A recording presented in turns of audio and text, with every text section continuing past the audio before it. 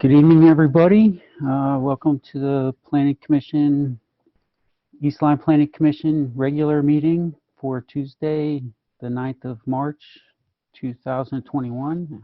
It's now 7 o'clock. Just like to take roll. And Michelle Williams. Here. Thomas Fitting. Here. Rich Gordon. Here. Nicole Davison. Here. Kirk Scott, I'm here. And Larry Fitzgerald. Here. All right, thank you everybody for coming. And let's get to it. Few quick reminders here. Oh wait, do we have a full commission? How many people? That was everybody, right? That's everybody. That's everybody. Great. That's really good. So just a few quick reminders here.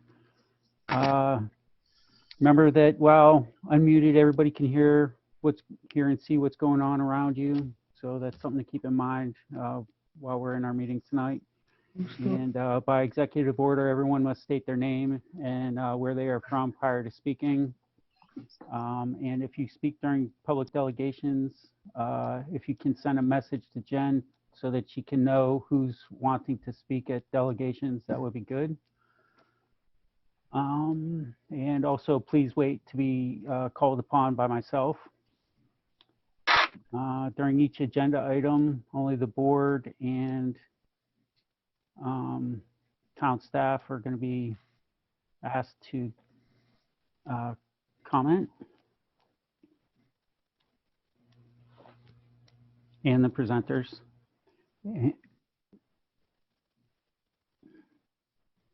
And only one person should speak at a time. Members and alternates for all motions, in the interest of making sure we have a clear record, please state your name.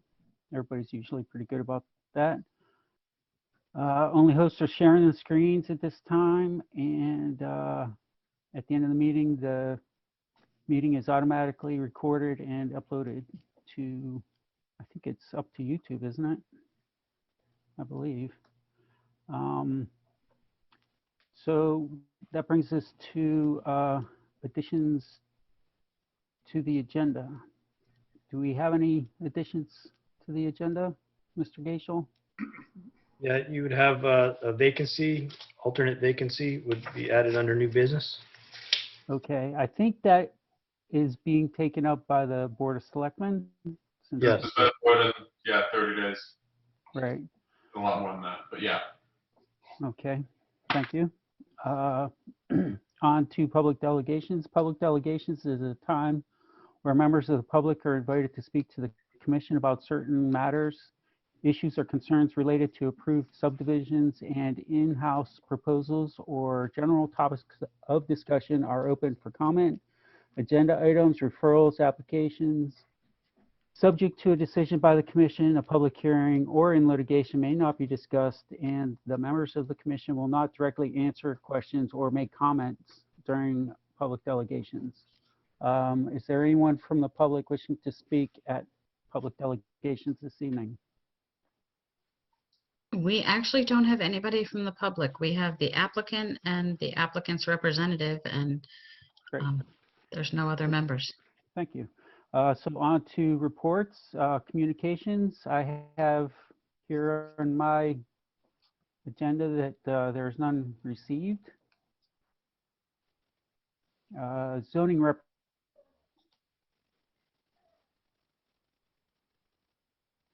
I think it was Rich. Ooh, Kirk Rose.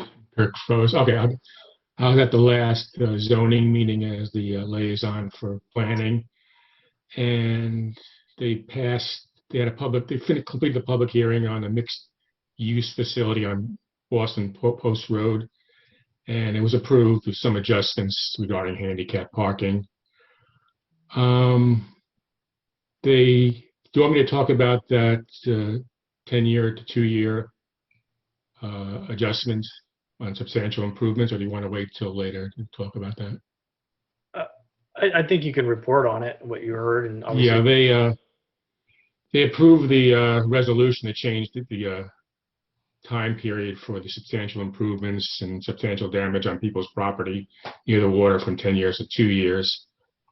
There was some, you can see some of the reports. They went over all the public communication, Department of Energy and Environmental Protection had some issues, changing the time period. I think we had a question about what time period they could use, whether they could use other time periods. I think we can use, they said 1 year to 10 years was basically up to the district to determine that. And they basically thought 1 year was too lenient, and anything over 2 years would be too restrictive for the homeowner. I think we had a question about whether it would affect our rating,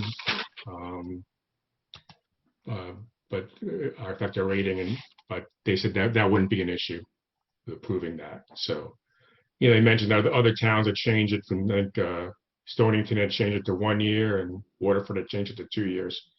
So that was basically it. They talked about having a subcommittee to discuss changes in commercial zones, where they change requirements, that sort of thing. So I think they may be starting a subcommittee to discuss that. But that was basically it. Great. Thanks, Rich. Michelle, in lieu of Mr. Scott's presence, you want to take over running the meeting? Sure. Let's go to Mark Salerno, our ex officio from Board of Selectmen. Thanks, Michelle. Real quick, the last can everyone hear me all right? Am I echoing? Okay. At our last Board of Selectmen meeting, we approved the budget, so that moves on to the Board of Finance. It's a 3.41% increase, including the Board of Ed budget. That's over on the Board of Finance side now. We approved refinancing up to $60 million in bonding. Interest rates are really low, and we may be able to get our rates down another percentage point and save ourselves money in interest payments. And as you know, the bridge is shut down for about another week and a half. Hopefully that will complete the delays to all of us. And lastly, the Parks and Rec Commission has approached us.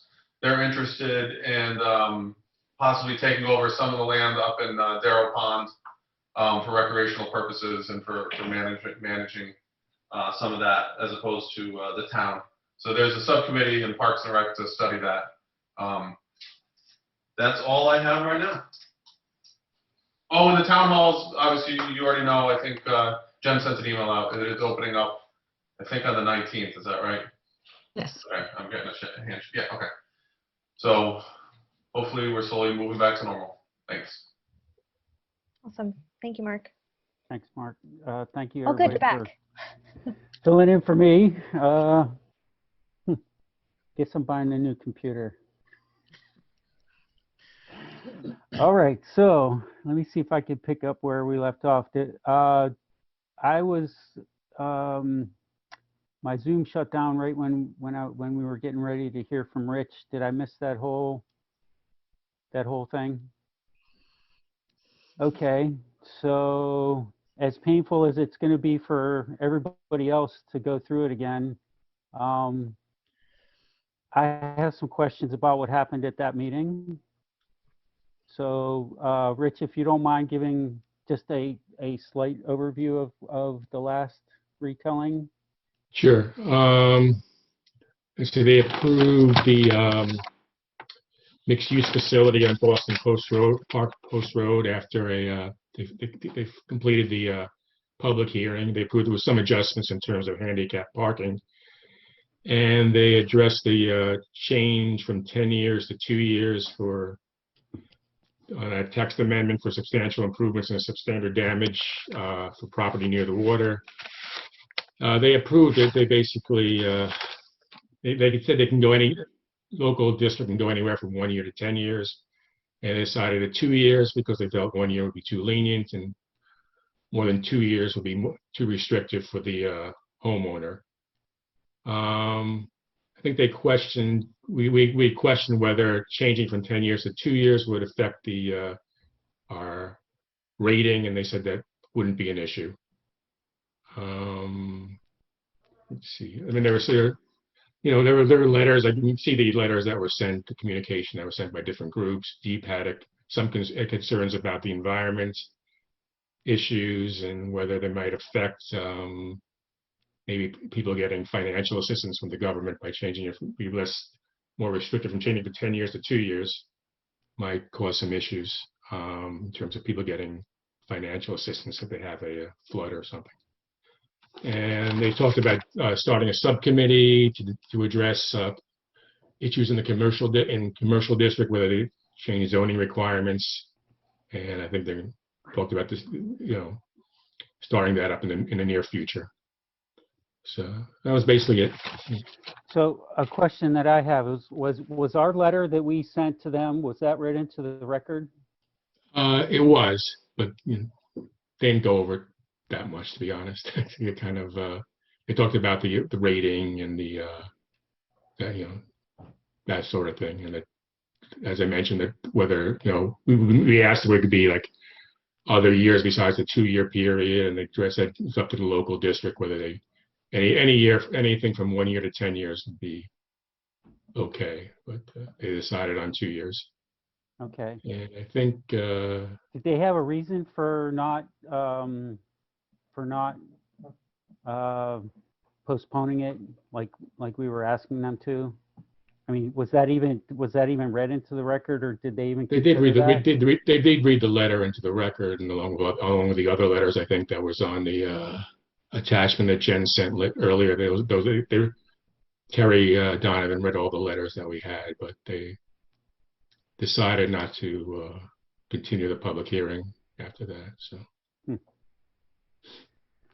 Okay, thank you. Can I ask one more follow-up question? Sure.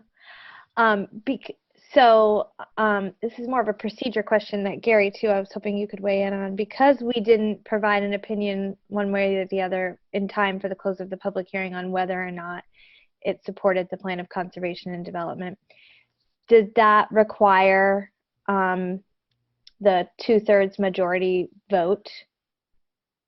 In my opinion, based on the letter that was provided, which had left questions, had unanswered questions and requested that the public hearing be continued in light that it was a commission-initiated application, not subject to the timeline, that statutory timelines that other applications are. My thought was that they would entertain that. Unfortunately, they did not. Mr. Mulholland reported that he did have a conversation with me and that the Planning Commission had the application for roughly 4 weeks. That said, it kind of makes me think there's more of a timing issue here as to when we receive notification of these referrals, being that we only meet once a month. That was really all I got. I did watch the meeting because I know that this was something that had, the commission had questions on. I did read the correspondence from Deep. Certainly, reading it, I'm sure maybe most of you maybe if you had a chance, I did ask Jen to put that information up so you could review it. Reading their information, that seems to be kind of in line with our plan of development. So I think we would have found that the proposal to be inconsistent in a number of different ways. At the end of the day, it passed unanimously, 6-0, so they had their 2/3 vote regardless. I would like to make a comment on that. And we never really had our chance to give any sort of opinion. It was only questions that we gave them. And for their vote to be unanimous, how would that vote have changed? And this is a hypothetical question. It's like there's no way to answer. But it's possible that their vote would have changed given some of our input if we had the opportunity to give that input. And I feel like we were shortchanged of that opportunity.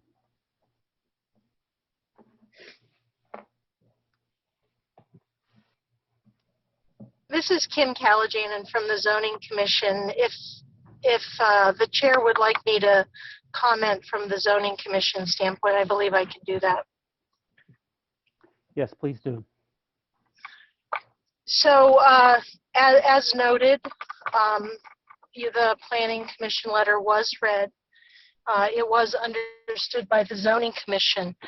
But the request was just to continue. It wasn't for any specific reason that I'm remembering. And I think if we knew that it had to do with the conservation concerns or anything of that nature, it may have caused us to reconsider, but it was just a more general request to continue, and we felt very clearly from our perspective that the text amendment was very appropriate and in line with current practices in a number of other towns. So I would just recommend that for any future letters that are written that seek a continuance, that it would be advisable to put some explanation as to why you're seeking the continuance. Thank you. All right, let's move on to the next item on the agenda.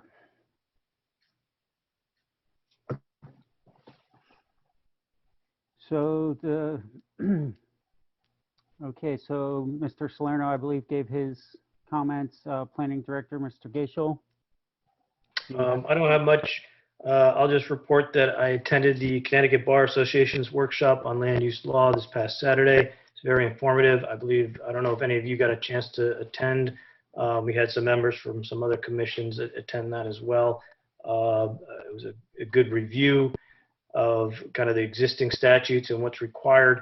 I think what's really worth noting is that there's a number of cases pending in the court systems now that really will define kind of the direction of land use in Connecticut as we move forward.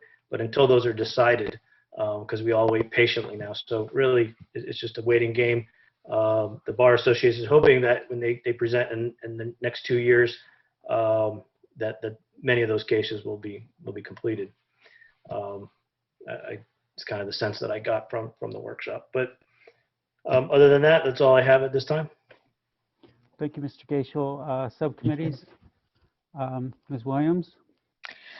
So we did, POCD sent out letters to all of the boards and commissions. Thank you, Jennifer, for all of your hard work on that.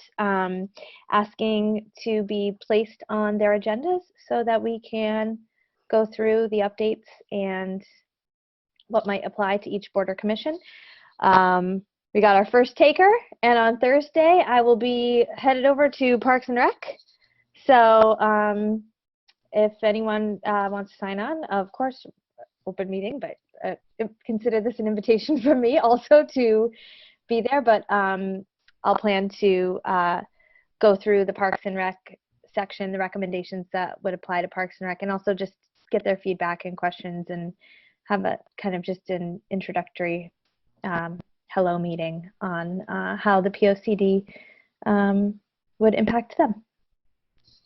Thank you, Michelle. Thank you for taking that on. That's an important piece that you're doing, the whole follow on and follow through with the plan. That's important. Thank you. Myself, I have nothing. Let's move on to the acceptance of meeting minutes. Do I hear a motion to approve the meeting minutes from February 9th, 2021, the regular meeting? So moved. Thank you, Michelle. Do I hear a second? Second. Thank you, Rich. Any discussion, comments? Okay, hearing none, I'm gonna jump to a vote. Michelle Williams. Aye. Thomas Fitting. Aye. Richard Gordon. Aye. Nicole Davison. Aye. Kirk Scott. Aye. Lawrence Fitzgerald. Abstain. Thank you. Let the record show 601, or no, 501, with 1 abstain and 5 in favor. Okay, so with that, let's move on to public hearings. We have application of Kathleen Steamer, owner, Joe Wren, PE agent, application for one lot re-subdivision of approximately 3.11 acres of land zoned RU 40, located at 40 Spring Rock Road, East Lyme, Connecticut Assessors Map 19.0, Lot 97. Mr. Gaisel, do you have any comments before we turn it over to the? Yes, before we begin, I have a number of items to read into the record. And actually, I'll do this.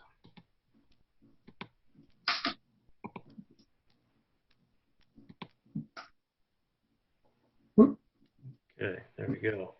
So we have Exhibit A is the application for 40 Spring Rock Road and associated plans. Exhibit B is the Spring Rock Road engineering comments of January 2021. Exhibit C, Office of the State Archaeologist letter. Exhibit D, revised plans for 40 Spring Rock Road. Exhibit E, 40 Spring Rock Road, the Ledge Light Health District letters development. Exhibit F, another engineering letter dated February 22nd, 2021. Exhibit G is a legal notice that was published in the February 25th and the March 3rd, 2021 editions of the Day newspaper. We have Exhibit H, the zoning referral comments. Exhibit I are comments from the Water and Sewer Department. Exhibit J are certificates of mailing. Exhibit K is the posted sign, posted February 20, 2021. Exhibit L is the final re-subdivision plan dated 2021. Exhibit M, Spring Rock Road East Lyme Land Trust letter dated March 4th, 2021. And Exhibit N, it's an email from the East Lyme Land Trust dated today, 3/9/2021. And that is all we have at this time. Thank you, Mr. Gaisel. And as a reminder, if you're not speaking, can you please mute your microphone? And with that, let's move on to the applicant. I all hope everyone is well. This is Joe Wren, professional engineer, Indigo Land Design, 40 Elm Street, Old Saybrook. Jen Lindo told me I'm able to share my screen, so I'm going to start with a just to orient you to where the site is located. We'll start with the GIS map. You all can see my screen now? Okay. So Route 1 Boston Post Road is up here where my cursor is, and you're all familiar with Spring Rock Road. We have Tanglewood Drive.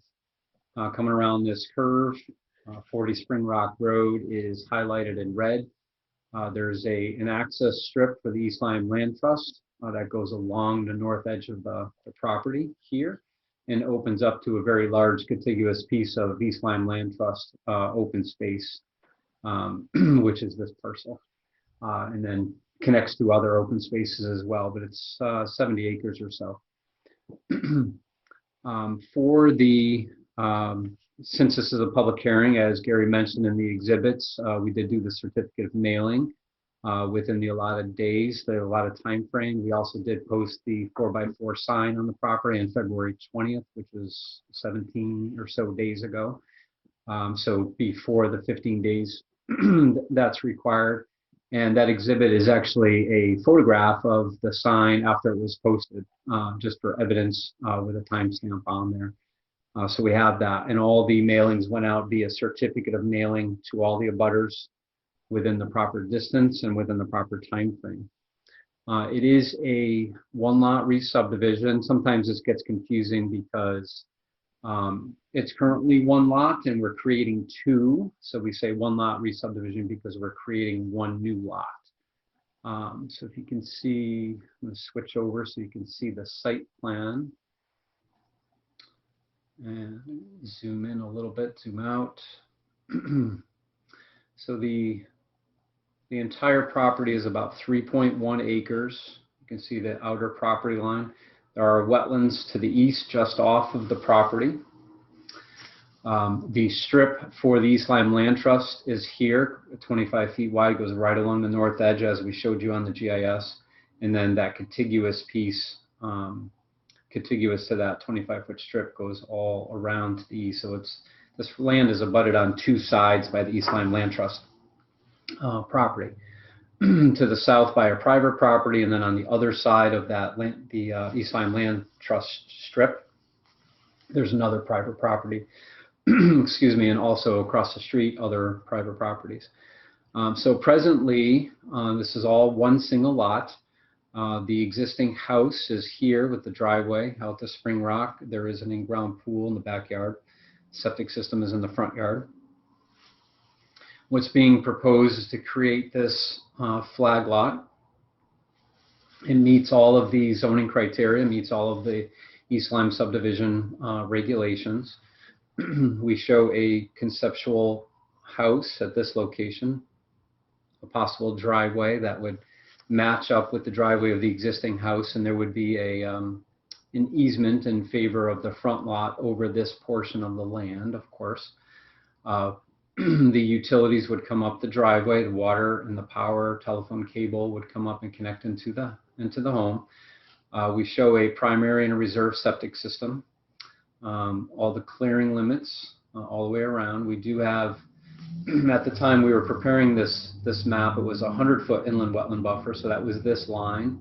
You can see there's no clearing into that line, and since then, a 300-foot inland wetland review area was increased back in December, so that's this line. But the wetlands are just off the property to the east. There are no wetlands on the subject property. Mr. Rowe, Yes. could you just zoom in to that just so we can, for the record, just identify that the wetlands are in fact not located on the property?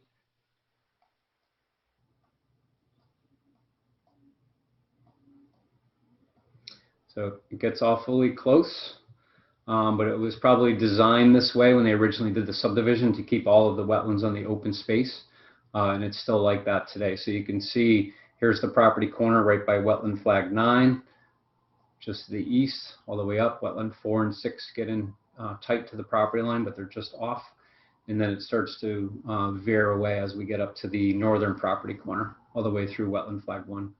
So those were flagged by local soil scientist Don Fortunato, and he provided a wetland report as well, a soils report, I should say, and that was submitted as part of the record as well. So let me zoom back out so we all can see everything now. Lastly, on the proposed lot, again, there's no proposed construction here right now. It's just this property line is proposed to divide the land. We just have to demonstrate to Ledgelight and to zoning that it's reasonable and possible to get a dwelling of a reasonable size and a septic and a reserve area and so forth, stormwater on this particular property. For stormwater, we have a rain garden here that handles the water quality volume from the roof, the roof runoff, and some of the driveway impervious runoff. That was all reviewed by the town engineer. The stormwater as well as, you know, the entire plan itself. And one of the exhibits is a clean letter from engineering with no further comments at all. The front lot will remain the same. For Ledgelight, we did have to show a 100% code compliant reserve area, which we did here. One of the exhibits was also a clean letter from Ledgelight approving the lot division, the re-subdivision of this lot into 2 lots. We do have a letter from zoning as well from Bill Mulholland, who reviewed this and says that it's consistent with all zoning regulations. There was some confusion in the original letter whether or not an easement was required on this strip, but the confusion was that this strip actually belongs to the rear property, and it's not just an easement or a right-of-way over the front property. It's actually a strip of land owned in fee to the property, to the lot that's in the back. So no easement required. The only easement that is necessary is the one I mentioned earlier, where you can see this cross hatching here up to the point where the driveway for the existing house veers off of the common driveway and goes into the front lot. So they will have that easement in perpetuity for access to their utilities and access to Spring Rock Road, of course, as well. We talked about the septic system. There is public water out here, so no wells required. Of course, we have electric, telephone, and cable, and those show going all the way up to the house as well. The subdivision regulations require a 20 by 20 turnaround at the house. Rather than requesting a waiver of that for a single lot, we show a 20 by 20 turnaround near the house. The only waiver that is requested is there is a letter in the file, should be part of your packets, for stormwater calculations, to do drainage area and pre and post development and so forth, mainly geared towards larger subdivisions with road networks and acres of impervious area. In your regulations, you allow subdivisions up to 3 lots to waive that requirement. So since we're only creating one lot, we have a waiver of that requirement, of course. And the town engineer reviewed that and was comfortable with that as well. We also have, as part of the record, a letter from the Office of State Archaeology, and I could probably bring that up quick. Zoom out, make sure. So we have this from the Office of State Archaeology.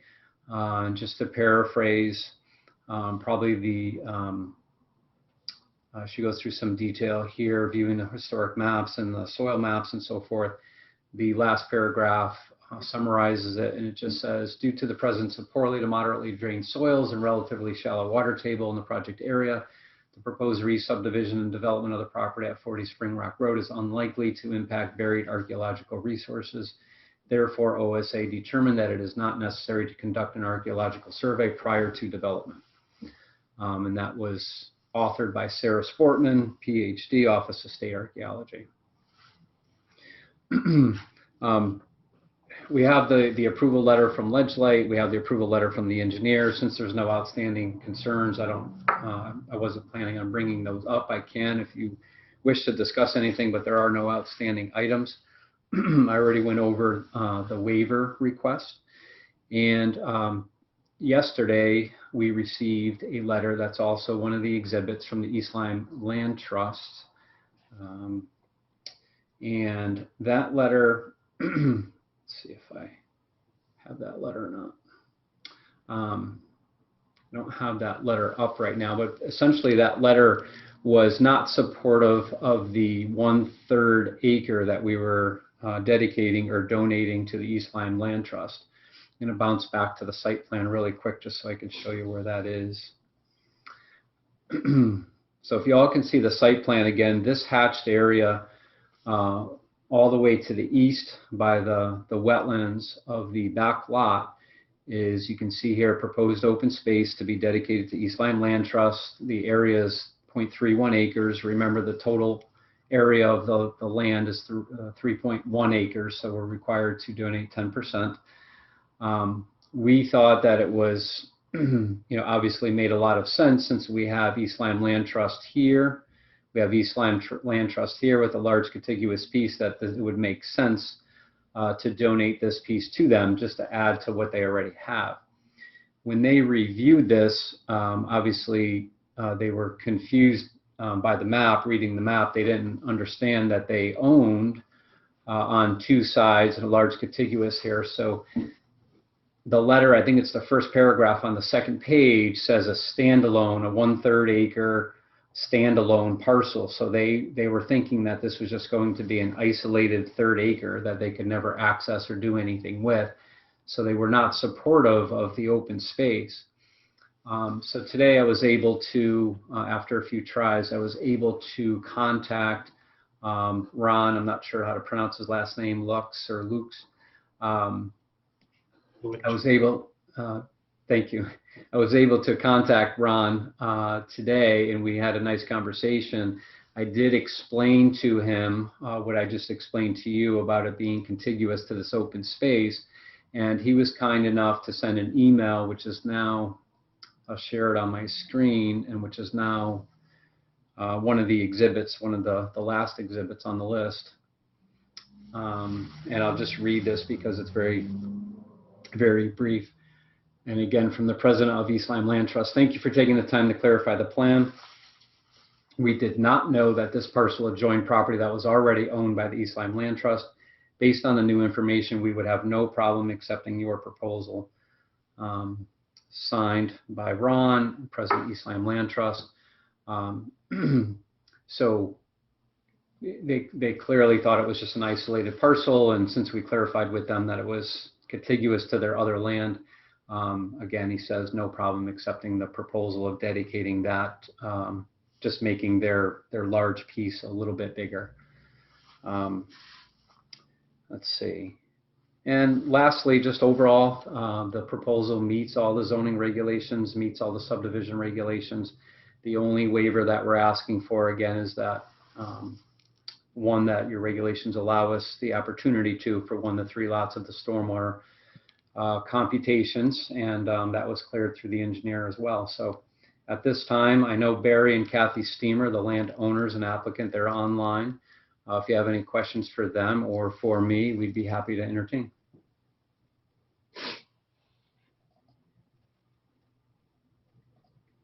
Thank you, Mr. Wren.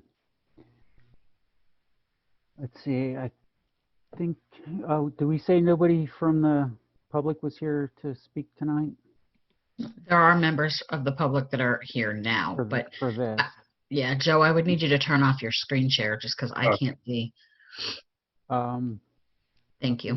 So I think maybe we'll open it up for members of the public to have questions. Okay. I have not received any chats that people wanted to speak. Okay, So everybody's logged on via computer then? no, I do have 2 people that are on by phone. So if either of the members of the public that are logged in via phone wish to speak, they would need to unmute themselves now.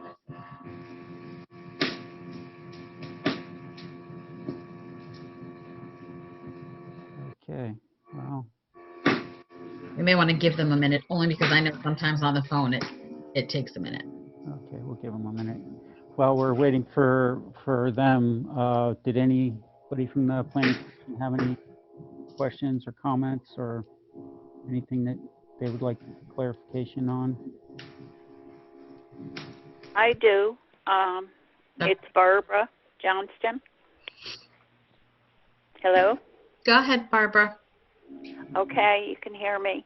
I am glad that it was reconsidered or the effort was made to add that parcel. I'm not familiar with the size of it or anything like that, but I'm glad that it was accepted by Ron, not knowing that, like you say, the other two, each side was there existing already. So that's great. Thanks for making the second effort there. Appreciate it. You're welcome. Okay, thank you for that. All right, is anyone else looking to address the commission regarding this application? Okay. I don't really have many questions myself. Are there any questions from members of the commission? Did have one. Just a procedural question. Now that the inland wetlands regulations have been updated, and it's just mostly from my own knowledge of how the process works. Does this also now go to Inland Wetlands Commission for approval, or is this something that falls, Gary, under your kind of other day job when you're not working with us? So just for clarification on the subdivision application itself, and the reason I asked Mr. Wren to highlight the fact that the wetlands were not on the property is that the wetlands were actually on the property. By statute, the applicant would then have to simultaneously submit an application to the wetland agency for a review and a report back to this commission. That said, the wetlands were not on the property. They were about a foot off. And again, they submitted the soils report. The increase in the upland review area by the agency and the regulations back in November doesn't affect this quote any more than what's already there. Obviously, you can see all the proposed work was outside the 100-foot upland review. So what will happen though is they will need a permit to construct the home and and everything that goes with it. And that would be a permit that I would issue administratively because it is within the upland review area. That said, I'm only authorized to issue permits when the activity is taking place in the upland review area, so long as that activity has no less than a minimal impact. Mm-hmm. Note that I can issue permits for projects within an upland that have a minimal impact. And the statutes are clear on that too, as it relates to the agency, how they can issue permits for projects that have impact, and in some cases, significant impact, but they can still approve them. My interpretation of the state statute is that the town is more of an agency that needs to be permitting activity and regulating it versus prohibiting it, and only prohibiting it when there's no feasible and prudent, or rather there are feasible and prudent alternatives, and the impact is so significant that it would upset and it would cause mistrust in the general public, right? That if they were to do that. So those are the reasons that the agency would then deny an application. But I don't know if that helps clarify. So I just asked Mr. Wren to point out where the location of the wetlands are. All that activity will require an inland wetland permit at some point, except for a portion of the driveway. So. Okay, thank you for educating me on the process, which was about more than this application. So I appreciate the extra info there. Yeah, that's a good question. Does anyone else have any further questions or comments? Okay. Well, thank you for the presentation. Thank you for all the good comments. I'm thinking, Mr. Gaishel, is there any other outstanding information that we're waiting for on this? I think everything, you have all the... That's correct. We have, I believe, a complete application. We have correspondence back from all the town departments indicating that the plans meet their requirements, specifications. I did not put a resolution together because it was a one-lot re-subdivision. I think it was pretty straightforward. They did request a waiver. Yeah. You know, the regulations do require or do allow for that waiver request. We have granted those in the past. We do have criteria set forth in our regulations to weigh that waiver against. If need be, we can go through that in great detail if you'd like. I think we should call it out at least and state what the requirements for the waiver are. Sure. And so we could discuss the waiver while we're still. And I would just note, when the commission does come time to make a resolution, that you would move to approve or deny the waiver first. Well, in this case, if you were going to approve the subdivision, you'd have to approve the waiver first and then the subdivision. So it's two motions. Great.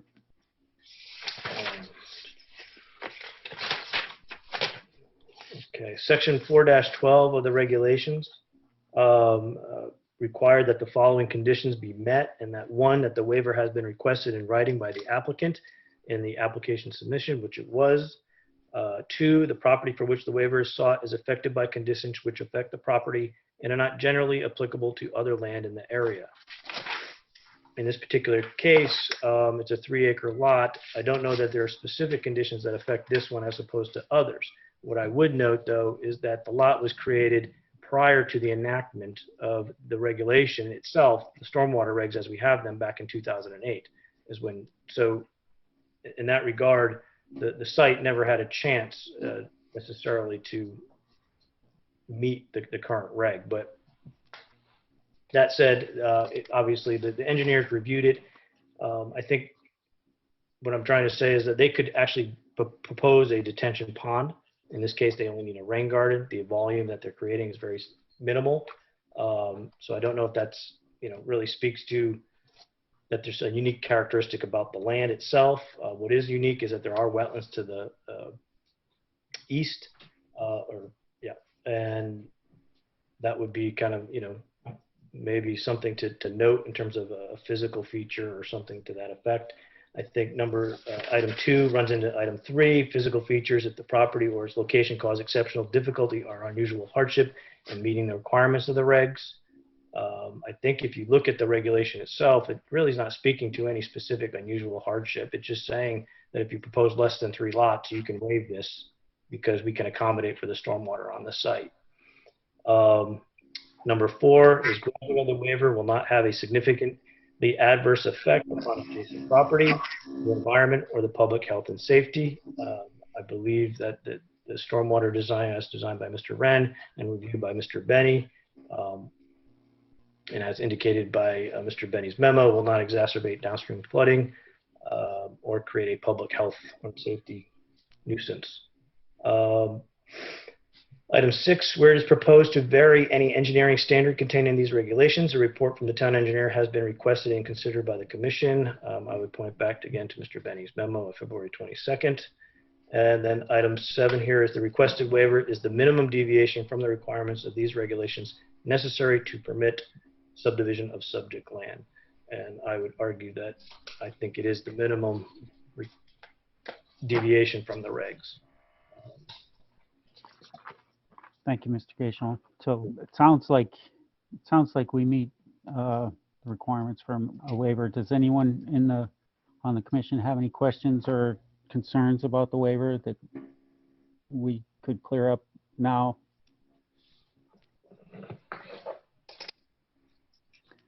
Mr. Gaishel, would you recommend leaving the meeting, the public hearing portion open till next? I don't know what, if any new, you have all the documents, we have all the information. I don't see that any new information would come up. Correct. I would recommend at this time that the commission consider closing the public hearing if there's no additional public to speak on the matter.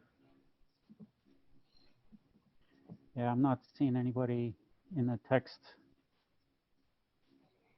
or chat feature, and nobody's attempted to unmute to speak. So I'll take that as the public has no other questions or concerns about this.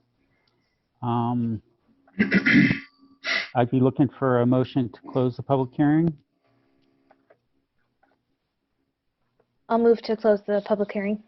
Thank you, Michelle. Do I hear a second?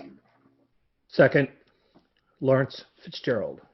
Thank you, Lawrence. Any further discussion? Okay, hearing none. Let's see, Michelle Williams, Aye. Thomas Fitting, Aye. Richard Gordon, Aye. Nicole Davison, Aye. Kirk Scott, aye. Lawrence Fitzgerald. Aye. Okay, let the record show we are closing the public hearing. And from the time of close, I believe, Mr. Gaishel, we have, what, 35 days? You would have technically 65 days to render a days. decision.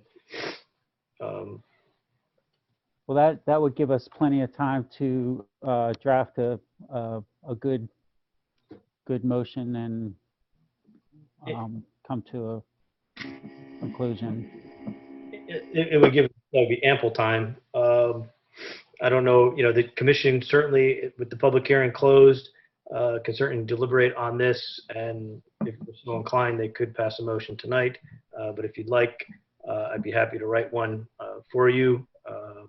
I would just note that in the engineer's comments, he did note that he recommended a $3,000 bond for erosion sedimentation control associated with the development.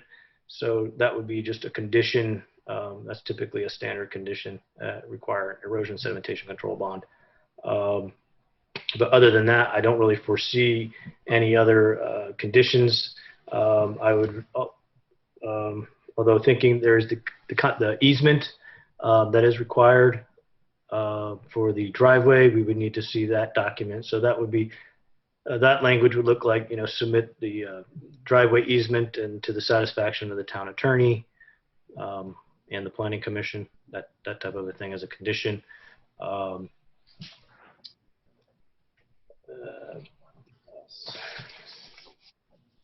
as the open space is going to get, deeded fee simple to the land trust. That being the case, if for some reason that changed, obviously, I'm sure the applicant would contact us, so I'm not worried about that. So I'm really looking at, I think those are the only two conditions I could see, is that we get the language approved by the, council that finds it acceptable for the driveway, and then the erosion sedimentation control bond. And you would not consider the open space deeded to the land trust as a condition? We could ask for a copy of the deed, what that will look like, and the restrictions on it, certainly. It will obviously have to get filed with the Mylar. So if the application is approved, the applicant Kind of then implied, isn't it? Or Pardon? that would be implied. The open space deeded would be implied as part of the application, since it's on the. So we wouldn't need to really go into that if we were going to name conditions. Right. I mean, I think it certainly wouldn't hurt to request the copies of those documents. I think it's standard to do so. And what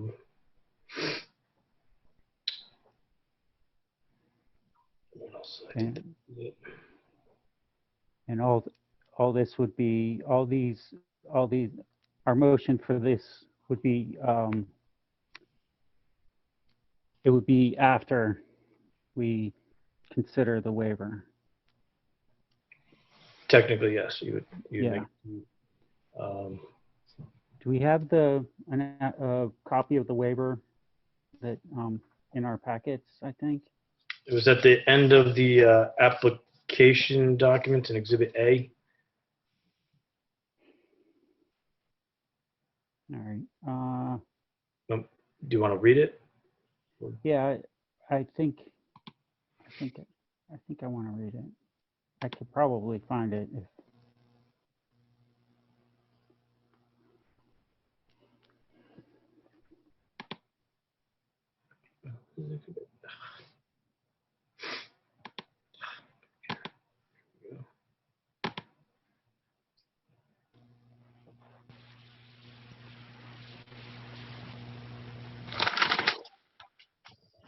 There's the waiver request screen.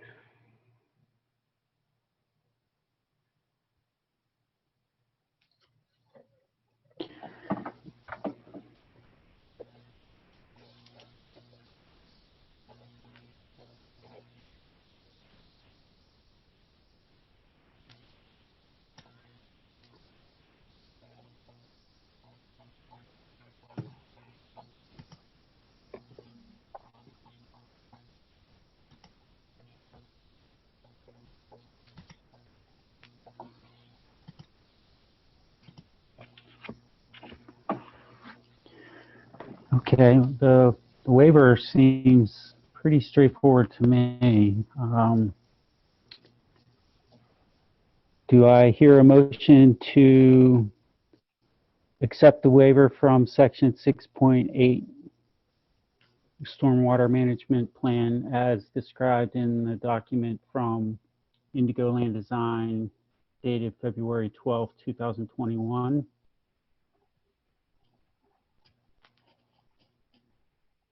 I can submit a motion to approve the waiver request for section 6.8, 6-8.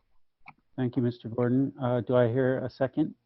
Michelle Second that Williams. motion. Oh, go for it, Tom. It's Thank fine. you, Mr. Second the Gordon. motion. And Michelle, thank you. Any further discussion? Okay, with that, hearing no further discussion, let's move to vote. Michelle Williams, Aye. Thomas Fitting, Aye. Richard Gordon, Aye. Nicole Davison, Aye. Kirk Scott, aye. Lawrence Fitzgerald. Aye. Let the record show that we are approving the waiver application for section 6.8. So that brings us to the application itself. Not hearing much conversation or questions or concerns about this? Is anybody willing to take a stab at a motion? I have I can some do notes that. here. I could try to help. I have some notes. I'm happy to give it a first stab if we want to. Thank you. All right. I am going to move to approve the one lot re-subdivision request of, want to get 40 Spring Rock Road, East Lyme, pending the following conditions: that there is a $3,000 bond submitted to the town of East Lyme for erosion and sedimentation control, that the applicant submit the driveway easement language to the satisfaction of the town attorney, and that a copy of the deed deeding that 1/3 acre of land to the land trust is also submitted to the town. If I worded any of that wrong, Gary, just write it correctly, please. That sounded pretty, that's That- what my notes said. So that's good job with that. Gary, I would say the copy of the deed for the open space, right? Submitted. Yep, copy of the deed for the open space deeded to the East Lyme Land Trust submitted to the town. You get all that, Sue? Yeah. Oh, she's muted. You're muted. Yeah, I'm not sure, does that go with the third condition, or is that another condition? That is the third condition, is that the Okay. copy of the deed Okay, for the land going to the land trust gets submitted to the town. okay.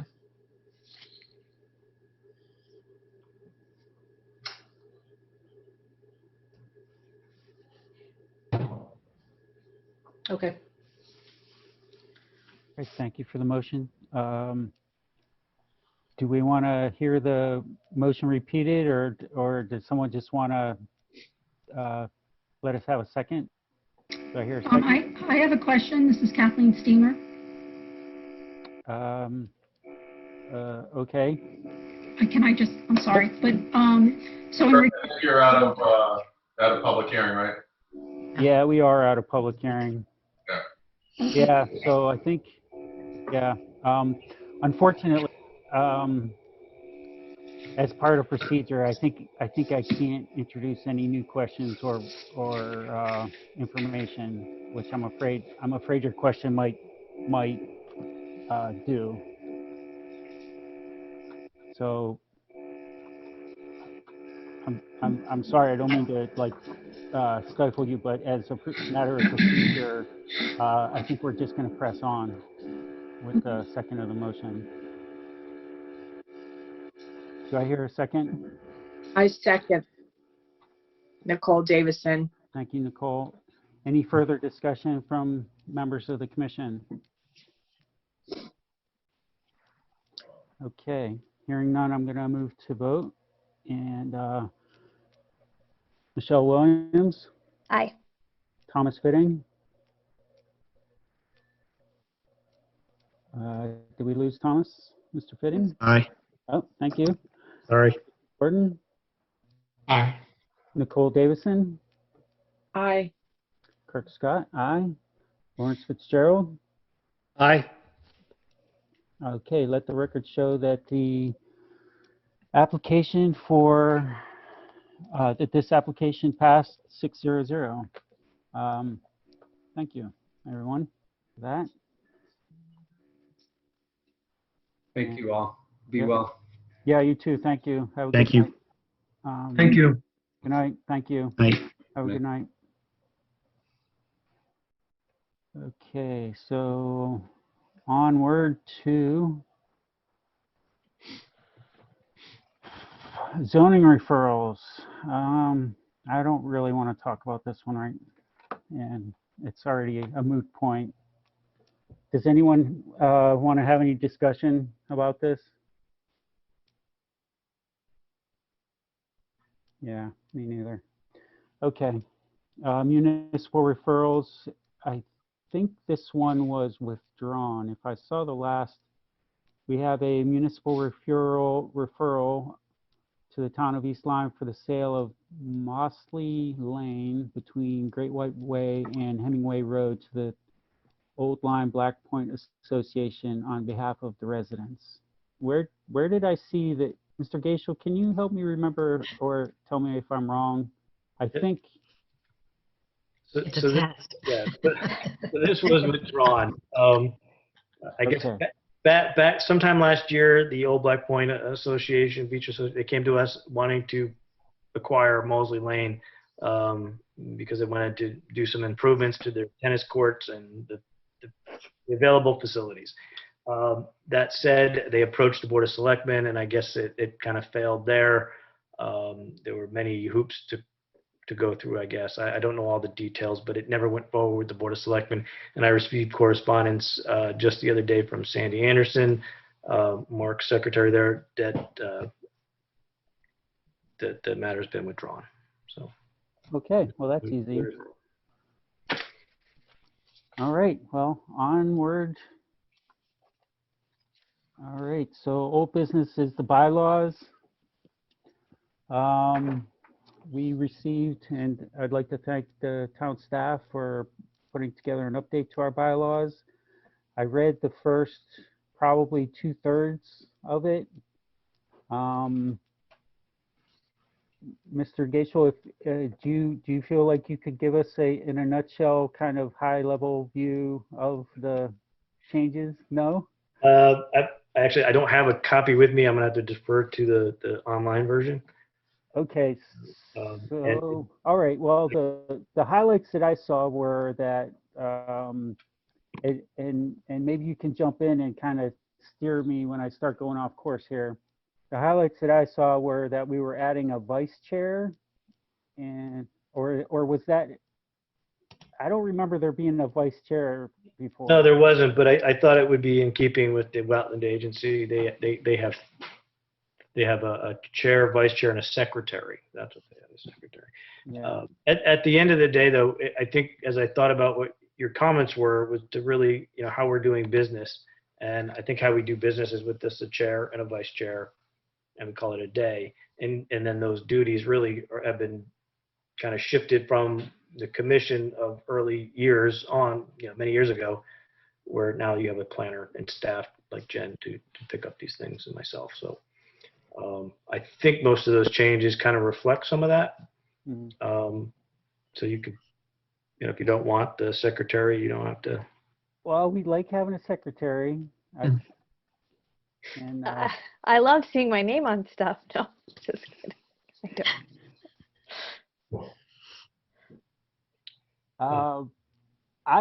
I'm okay with leaving it as it is now, or making it chair and vice chair and secretary.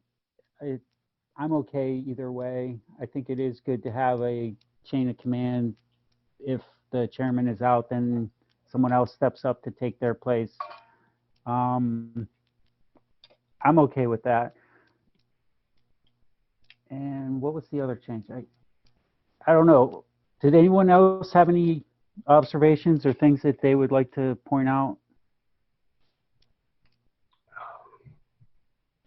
We can also leave this on the agenda for next time as old business and maybe have a little bit more discussion.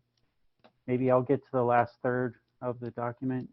Well, I'm actually, Kirk, I'm looking here at tonight's meeting materials online, and I'm not seeing the bylaws up there. Oh, they're not up there? Yeah, no. Oh, you know what?